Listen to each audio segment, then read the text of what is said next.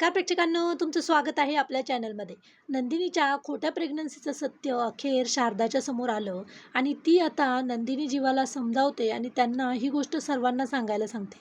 आता जीवा नंदिनी खूपच टेन्शनमध्ये येतात, कारण त्याच दिवशी काव्याची चोरोटी भरण्याचा कार्यक्रम पण असतो आणि घरी पाहुणेही आलेले असतात.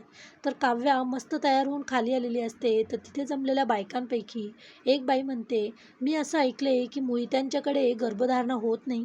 तर हे ऐकल्यावर वसुआत्याला काही बोलायचं कारणच भेटतं. तर नंदिनी जेव्हा वरतीच उभे असतात, तर तेवढ्यातच शारदा येते.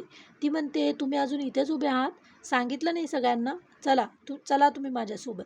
तर तिकडे वसुआत्या म्हणते, अहो ही नंदिनी ज्याप्रमाणे धावपळ करते ना, मला तर वाटतं तिचंच मिसकॅरेज होईल. आणि हे ऐकून तर काव्याचा पाराच चढतो. ती वसुआत्याला रागातच म्हणते, काय बोलताय तुम्ही आत्याबाई? नंदिनी ताईचं मिसकॅरेज?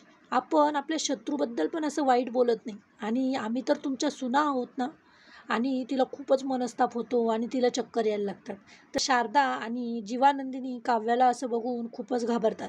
आता काव्याला वसुहत्या नुसतं बोलल्या तर एवढा त्रास झाला, खूपच गोंधळून जातात.